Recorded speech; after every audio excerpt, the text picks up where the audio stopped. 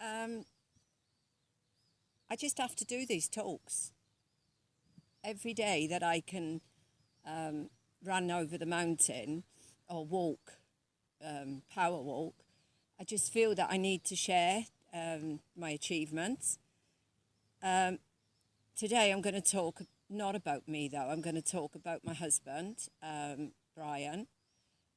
But first of all, I'd like to say that I'm a raw vegan, and this is my third year raw, and I've overcome so much. Just look back on some of my videos and you will see what I've achieved.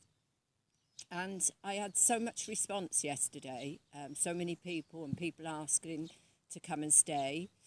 Do you know, one of my videos, the depression one, I had 1 million views in one day. Well, that's what it says on it, 1 million point something. If all of us 1 million people could get together and start building free hospitals or places where we could go and heal without medication, wow, this would be my dream. Yes, I've got a small mobile home, and I will invite some of you to come stay with me. But wow, you know, there's millions of us that need this little bit of help. And yeah, that's my dream, to hopefully we can get hospitals that will practice nature's cure, because it works, guys. Okay, Brian, it's about 6 or 7 years.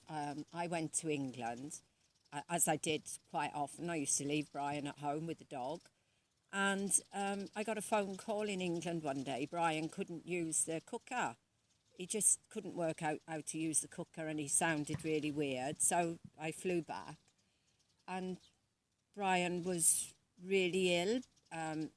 It was just weird. But also my dog was ill as well, you know, really sort of same symptoms, but a dog. I took Brian to the doctors. They sent him to emergencies. To cut a long story short, 3 times they sent Brian home, and I could see that my husband was dying in front of me. Luckily, I had this paper from a prescription, and I went and said that my husband has all these symptoms, you know, and they sent him back to hospital again, and he peed on the floor in front of me. He was doing all weird things. He tackled somebody to the floor, and they still sent him on. So luckily my brother-in-law is Spanish, and my sister called the police and said Brian was attacking me. This is the only way we could get an ambulance to come to the house and get Brian into hospital. So anyway, morning, Paula. So what happened this time, they finally kept him in, but it was another week of testing him, and he was really in a bad way of testing him, and they thought he had meningitis, but they weren't sure. Well, in the end, they determined it was meningitis, but by that time the damage had already been done. If they'd have got him in the first week, so anyway, Brian got brain damage from the meningitis. My stepson, they told me they were more or less sending Brian home to die, and my stepson came at that time to help me. We bought the hospital bed and everything, and we both spent a lot of time with Brian and re-taught him how to eat, how to speak, how to talk, how to walk. It was tough because we used to have to tie him into a chair because he'd get up and didn't know how to walk, and he'd fall and cut his head open, and it was tough. But we taught him all the skills again, and then somewhere along the line they did a test in his. They took some muscle out of his ankle, and they diagnosed him with one dementia at that time. They diagnosed him with frontal lobe dementia. frontal lobe dementia is the part of the brain that rules the genital area. So you can imagine we get all sorts of funny things going on in the house. But then somewhere along the line again, like last year, I was told that he's got frontal lobe dementia and vascular dementia. And he had declined again, so much so he was too nervous to walk and he wanted to use a wheelchair.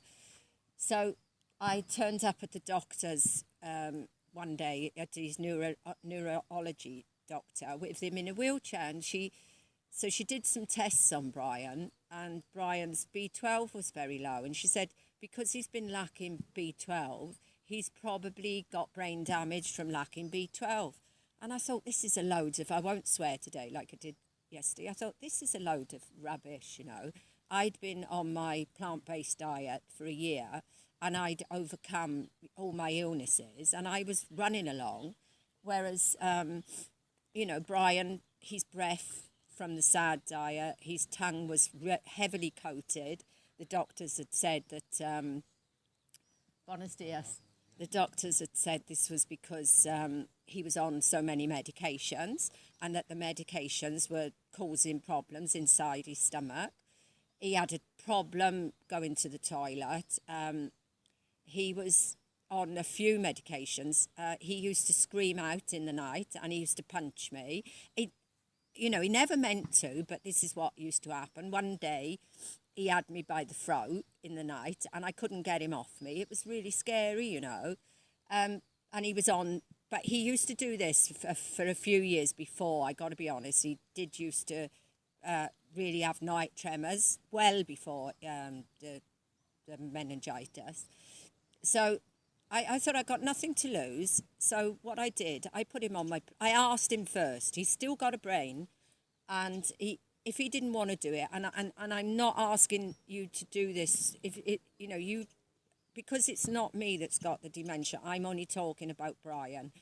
And I know how hard it is when Brian had the dementia really bad. There's no way that he'd eat anything I gave him. So I do understand where, you know, that this is going to be a problem for a lot of people, you know. But for the ones that are just sitting in a chair now, you know, and don't want to eat, you know, you should try and spoon feed them some fruit because you really are going to give them nutrients and you're going to start those cells working again.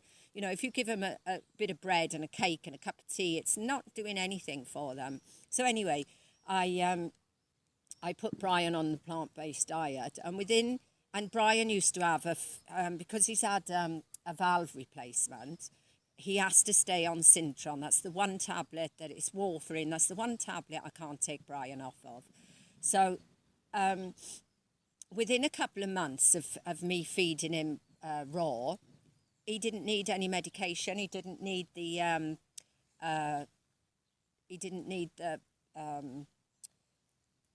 nerve tablets, the sleeping tablets. He slept like a baby. He didn't have the night tremors or anything, or the strangling me. So Brian stuck at the raw for a year, and then he said that because my raw, I've got Julie Barry staying with me now, and her raw is so different to mine. But to make Brian happy, what we do now, we give him 20% cooked and 80% raw, because it's the cooked food, any cooked food, takes our white blood cells up, and it's our blood cells that make our body work. You know, if our blood cells are being attacked all the time, give it, you know, like the first 30 years of our lives, if we get away with it, then fine. But I was 30 when things started to go wrong. A lot of people can live in their 60s, 70s and 80s. I don't know why, but they can. But they don't live a life where they can still run, you know, and they crawl along at that, you know. That's my experience anyway. So Brian now, he's not right, you know. If I had money and Brian was in agreement with me, I would go somewhere like India, put Brian in a nature, and myself, put us both in a Nature's Cure clinic and see what they could do for Brian, because we're seeing tremendous results, but he's still losing his speech. You know, I've only got a certain amount of time, I think, before Brian doesn't talk anymore. But at the minute, he's still talking. So, but where am I going with this? A couple of months ago, Brian was afraid to be in any other bed than the bed with the frame. He couldn't turn over. We're working on him. We're working on massaging him and walking him and you know, giving him the right food. And I noticed the other day he popped himself up on the bed in the lounge, and he laid on the bed in the lounge, and he rolled over on the bed in the lounge. To me, this is like, and anybody else who's got dementia, they know what I'm talking about. They get rigid, they get like stone, and in the end you have to turn them. And Brian was getting a bit like this. He, since Julie came 6 weeks ago, Brian's had no sundowning whatsoever. He's been compos mentis, if that's the right word. He's doing amazingly, you know. But the reason I'm posting this is so many people have got Alzheimer's and dementia, or they've got the starts of Alzheimer's and dementia. I 100% know if these people stop, if they stop what's causing the problem, it's not something in the brain, it's a build-up of toxemia. All our illnesses are a build-up of toxemia. I promise you this, guys. But some of us get too far gone for it to be reversed. But even somebody of Brian's decline, I'm seeing benefits. You know, if I can keep Brian as is now with the little bit of speech that he has got, we'd be happy. Brian's 78, guys. You know, he's 78. So, and his quality of life is okay. So I want to reach out to the ones who've just been diagnosed and are terrified. They've just been diagnosed with Alzheimer's and dementia.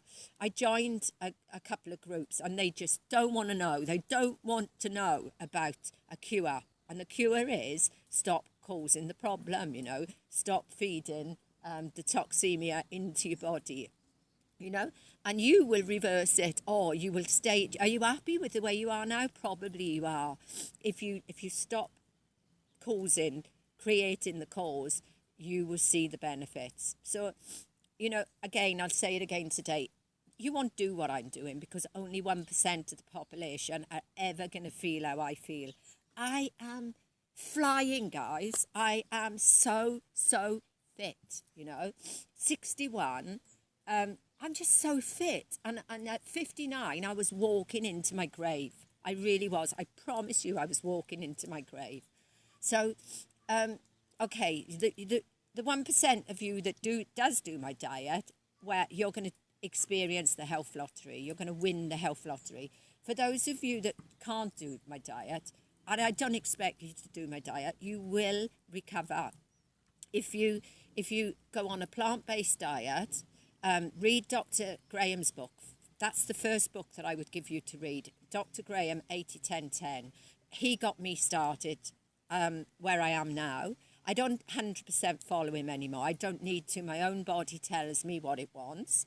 So, you know, read Dr. Graham's book. If you don't want to go on my diet, which is Dr. Graham's 80-10-10, then follow a plant-based diet. Go with forks over knives. They Dr. McGregor, anybody out there. I'm going through a healing phase, and I always want to be healing my body, and I've got used to what I eat. I love what I eat, you know. I'm going to reach a peak where I'm going to be, you know, I'm getting younger. I'm not getting older. I'm getting younger because I've eliminated everything. And Brian is looking like a 20-year-old. His body, I love it, you know. When we go in the shower together, his body is perfect. I wish he had that body, you know, in the beginning, because he was overweight. He had a big belly, and his tongue was, you know, I can't kiss him enough now. No smelly breath, no nothing. So I'm going to finish here, right? But remember, all illnesses stem from toxemia in the body. eliminate the toxemia in the body, and you've got a chance at life. You've got a chance to run, walk, jump. I go in the park when nobody's looking, and I climb the monkey frames just because I can. And I want this for you. Bye, guys. Felt like doing 2 talks today. Oh, because I'm running every day. I'm doing maybe 7, or walking, power walking, a little bit of running.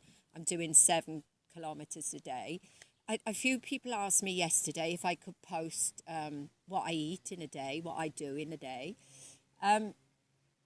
Okay, this is my 3rd year raw. I've come from being 4 stone heavier than what I am now.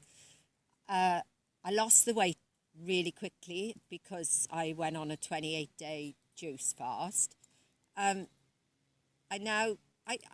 don't knock the juice fast, but what happened? The weight fell off me so quick, and I really couldn't afford. I didn't feel that I wanted to be as thin, as I went very quickly. So I was terrified in the beginning. I was really terrified because I had nobody. I didn't know of any forums, or all I had was a book, Heal Yourself 101, and I followed that book for quite some time, and I wasn't really, I didn't really feel right following it because it recommended supplements and all different things, and I spent a lot of money on trying to follow this diet. I'm not knocking it because it has saved a lot of people's lives, and it's great for starting off, but and also in the beginning I had blood tests done, private blood tests, so I've got proof of how poorly my body was, because I do all the videos what was wrong with my body. But the liver being in the danger zone was what shocked me the most, and the angina, not being able to breathe and not being able to be out in the day in the sun or anything because my angina was so bad. So I've come from a nasty place, and I got 1 million views on one of my posts, on the one with depression. And yeah, I was in a psychiatric ward once, 6 years ago. They said it was a one-off a one-off experience. But I don't believe, I think we can hit so rock bottom, and the chemicals in our brain, because we're being fed with the wrong kinds of foods, can do all sorts of things to us. Anyway, let's get back to, 8 months into the diet, Paul and Yulia, they've got a brilliant YouTube channel, and they're brilliant people, and Paul coached me for a while, and he asked me to read the 80-10-10 book, which I read. And once I read this book and I realised I didn't have to spend any money on supplements or anything, all I needed to do was follow a natural diet, eat fruit basically, but it's not fruit that heals us. It's not the fruit, it's not the vegetables, it's not the nuts, it's not the seeds. It's all the things that we give up. It's all the things that we give up, and our body then starts to work as it should. The reason fruits and vegetables and nuts and seeds heal us is because there's nothing damaging in the fruits and vegetables. And also there's all the nutrients we need. Every single nutrient we need is in the food that I eat now.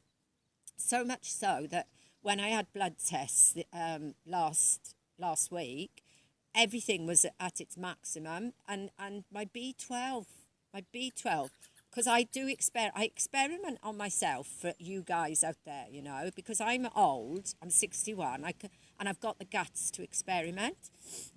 So what I did, I left off the B12 and the vitamin D, and I didn't take any supplements. So my B12 was at 300. When I had the blood tests, my B12 was at 600 and something. And everything is at its maximum. The only thing that's a little bit out is my cholesterol levels. They're a little bit higher than the normal but I can't be eating anything that's causing this. So it tells me that my own body wants that cholesterol in me. The doctors want me to go back on medication, give myself toxemia again, cause problems in my body again. No, thank you very much. I'm going to get blood results today. No, urine results today because I follow nature's cure. A couple of weeks ago, I went through a healing crisis. And when I go through a healing crisis, I've read enough to know that I make sure that my temperature is above 37, which is a fever. This is hot in my blood up. And this is when I hibernate and I don't eat. I don't eat for maybe 3 days. I sip water or I drink water to my heart's content, but I even feel that my body doesn't really want me to do that. I fast, and this has given my body time to clear the toxins. And when I went for the blood test, it was 2 days after I'd fasted, so the toxins had gone into my blood system. So obviously it's showing up as a urine infection on my blood results. Well, I can prove this when I go there and they say that you haven't got it anymore. Well, I haven't took the tablets. I haven't took horrible antibiotics. I've not took them. So, and I know the urine infection is gone. I can feel it, So, okay, what I do, I believe that we need to spend a lot of time not eating because the body takes 6 hours to digest the food. Please look all this up, the body takes 6 hours to digest food. But when we're on a fruit or a plant-based diet, it's better, in the beginning, stuff the food down you to get you off the cooked food. Just keep stuffing food down you. And somewhere along the line, when it works, you'll realise that you want to tweak it, and that's what I did. I've been able to tweak my diet, and I've come to a stage where I function better if I don't eat between, say, 6 and 11 the next day. Sometimes I might eat at 7, but if I go from 6 p.m. to 11 a.m. the next day, I can run faster and I can move and I can do all my chores and things, and my brain is like at its, everything's working at its peak. So then 11 o'clock, I make Brian and I never juice because I believe that we have to drink, ideally we should be eating the fruit. But because I don't drink any water, and I don't want you to do this, it's took me 3 years. I only drink a little drop of water because my body, it doesn't want it. I can see now by my poos that I'm well hydrated. I still wee 8 to 9 times a day. So, but Brian and I have a watermelon. Brian and I have a watermelon or melon smoothie. We have about 16 ounces each, and that starts us off at 11 o'clock. And then at 1 o'clock, we have a fruit meal, and it can be, but I try not to eat more than 750 grams, because I know this is enough for my body. If we overpush, even on fruit, I'm sorry guys, but even on fruit, if we overpush, we're filling up our stomach, and it's not doing us any good, It's causing bloating, it's causing wind. It's just 750 grams is enough for anybody. I am greedy. Sometimes I will have 900 grams, but I can guarantee when I eat 750 grams, just before I finish the 750 grams, I chew it really well and I burp twice. This makes me realise that that I have eaten enough. 750 grams is enough for me. When I eat the 900 grams, I burp again, but there we are. And I do have nuts and seeds. I have maybe 40 grams of nuts and seeds, or 40 grams of chia pudding on my fruit meal. But if you're following 80-10-10, this is against the rules, so don't put any fats with your fruit. So that's that's that. And then, so that's about 1 o'clock or 2 o'clock. And then 6 or 7 o'clock, I have another 750 grams of food. I am being greedy. Julie Barry's with me at the moment, and I'm being greedy. And I'm so grateful that she's here, because my weight was 7 stone, and I was terrified I was going to drop be below 7 stone. But since Julie's been here, I have put on, I weighed myself last night. It looked like I'd put on £7, but this morning I weighed again, and I have put on £3. But I know that I've put the £3 on in places that I want to put it on, you know, because like my arms, I haven't got back wings anymore, you know, and this part of my leg is still got hangy bits, but I can wear the shorts now, you know, like I've still got a piece there, but it's acceptable, you know. Before it was hanging badly and it wasn't acceptable. So I'm glad that the little bit of weight that's coming back on is smoothing me out a little bit. But also, I suppose the exercise is working on my, you know, on my legs as well. So that's it, guys. You know, I have. So if you follow Della's raw food journey, I will post all, you know, most of my meals, and I will post how I make my meals. But really, just keep it simple. If you know, it's. I was terrified, you know, and this is why my dream would be to have places, free places, you know, if a million of us got together and started, you know, like building places where we can go free, because it is terrifying, but it shouldn't be terrifying. All we need to do is eat fruit. To start off with, if you're ill, just go with fruit. Just go with fruit. Eat fruit. Eat as much fruit as you want. And you'll start to see that slowly you will start to move. And then start, you know, like doing a little bit of exercise like I did. Do a little bit of walking like I did. But as you get more and more into eating fruit, you're going to get your vroom back, and you're going to start, you know, going for it.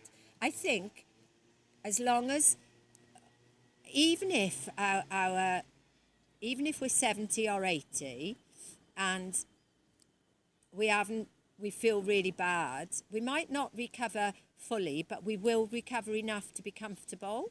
So whatever age we are, we should be doing our species specific diet. Bye guys.